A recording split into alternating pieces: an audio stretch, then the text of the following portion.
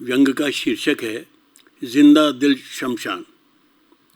बहुत दिनों बाद शमशान जाने की साध पूरी हुई। घर के सुरक्षित रहें, वो मरने वाला बेमौत न मरा हो तो शमशान जाने और पिकनिक मनाने में कोई ज़्यादा फर्क नहीं होता। बहुतेरों से मुलाकात होती है, सामान्यतः जिनसे भेंट नहीं हो पाती। नाते रिश्तेदार भी होते हैं, बिरादरी वाले भी और दोस्त यार भी। यूं तो दुश्मन भी होते हैं, पर चूंकि उस समय वे भी उसी लाश को कंधा दे रहे होते हैं जिसकी दूसरी ओर आप जुते हैं, अतः तब तक दुश्मनी स्थगित रहती है जब तक लाश कंधे पर सवार है। इतनी शालीनता अभी इस देश में बाकी बची है। मुर्दा उतारते ही हमारी जिंदा दिली जिंदा हो जाती है और हम लंगर लकोट कस के अपने अपने पालों में बैठ जाते हैं। राम नाम सत्य का उद्घोष बंद होते ही हम झूठ का उद्घोष प्रारंभ कर देते हैं। मृतात्मा की प्रशंसा में वे कसीदे पढ़े जाते हैं जिसकी जानकारी खुद उसे यानी मृतात्मा को भी नहीं थी। उसकी कायरता पर विनम्रता का नकाब उड़ाया जाता है और झूठ पर व्यावहारिकता का। जीवन भर जिसके निकम्मेपन को हम पानी पी पी कर कोसते रहे, मरते ही वह लोकोपकारी हो जाता है। उसकी दुष्टता में वीरता दिखाई देने लगती है, उसके कमीनेपन में समझदारी। कई बार तो तारीफ की सारी सीमाएं इस हद तक पार हो जाती हैं कि लगता है मुर्दे की जगह हम खुद लेट जाएं। इस कीमत पर इतनी तारीफ क्या बुरी है? अगर मरने वाले को पता होता तो शायद वो बहुत पहले मर जाता। सुनते थे शमशान वैराग्य नाम की कोई चिड़िया होती है। मुझे तो उसके कहीं दर्शन नहीं हुए। मैंने तो सिर्फ शमशान ढोंग ही देखा है। इतना रंगारंग और विविध भारतीय ढोंग आपको कहीं नहीं मिलेगा जो यहाँ पर हर एक के सिर पर सवार होता है। परिवारजन छाती कूट रहे होंगे, तब भी उनकी एक आंख बराबर इस ओर लगी होगी कि कोई देख भी रहा है या नहीं। रोना बेकार तो नहीं जा रहा।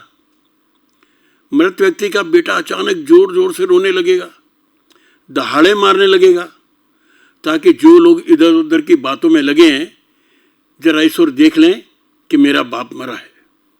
मैं बहुत दुखी हूं। तुम अपने बाप के मरने पर इतना रोए थे क्या? वो तो ज्यादा माल छोड़कर मरा था, ये तो कर्जा छोड़कर मरा है। फिर भी रो रहा हूं।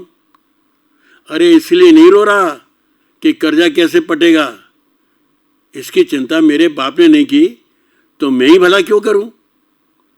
बाप बाप होता है इसलिए रो रहा हूं। मेरी औलाद भी तो दिख रही है, कल को उसे भी रोना पड़ेगा। कम से कम इतना तो रोए जितना आज मैं अपने बाप को रो रहा हूं। वो जो मंडली बैठी है अलग से, उसकी चर्चा का केंद्रीय विषय शायद जीवन की निस्सारता को लेकर है। एक बोला, कल तक बिल्कुल ठीक थे, मेरे से तो बात हुई थी, सफ़ेद लट्ठे का भाव पूछ रहे थे। कुछ पता चलता है? पाजामे का लट्ठा कफन के काम आ रहा है। आदमी क्या क्या सोचता है, उसे कल की खबर नहीं है।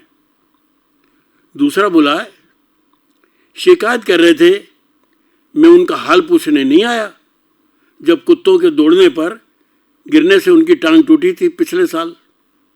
कह रहे थे मैंने पड़ोसी धर्म नहीं निभाया। क्या पता था इतनी जल्दी से वे एक मौका और दे देंगे।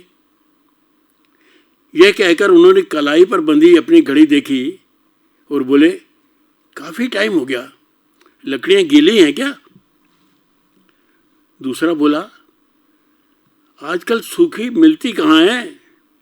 लकड़ी की टाल वाले खुद पानी डाल देते हैं वजन बढ़ाने के लिए, जैसे उनको तो कभी मौत आएगी नहीं।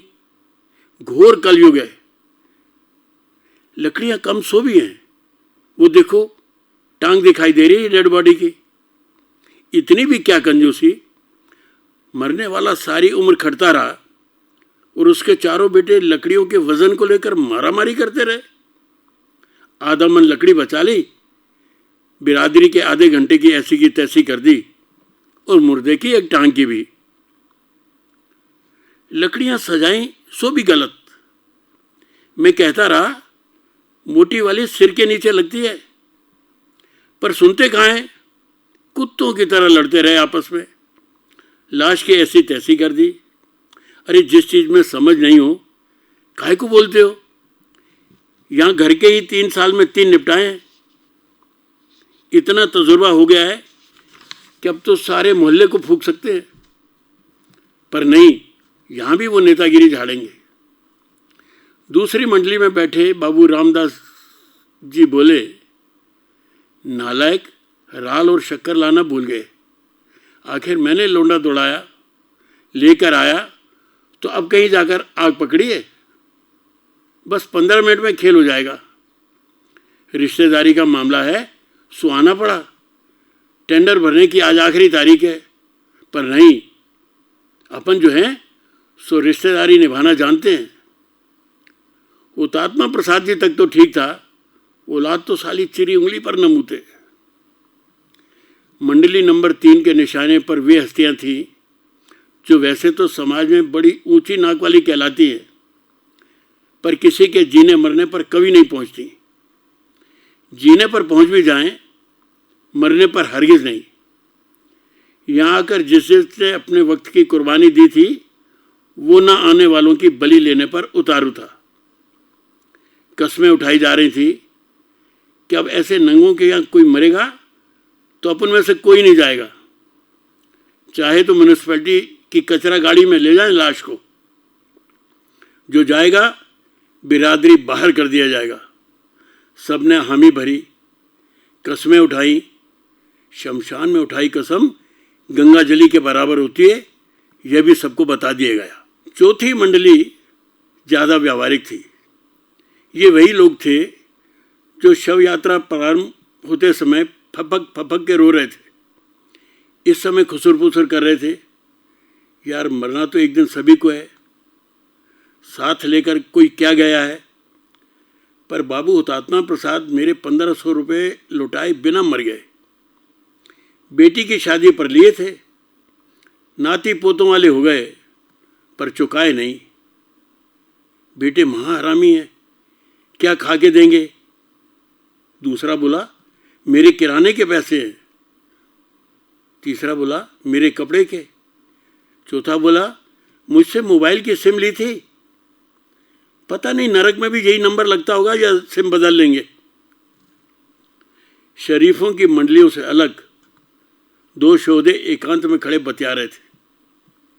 अच्छा हुआ बुड्ढा सरक गया, हर समय घर के बाहर कुर्सी डालकर बैठा रहता था। ऐसी चौकीदारी तो नेपाली गुरखा भी नहीं करता जैसे ये करते थे। अब तो अपने मजे ही मजे हैं। तब तक कपाल क्रिया संपन्न हो चुकी थी। लोग बाग तक तक के चिता में कंडे फेंक रहे थे या मार रहे थे, पता नहीं किसके मन में क्या था।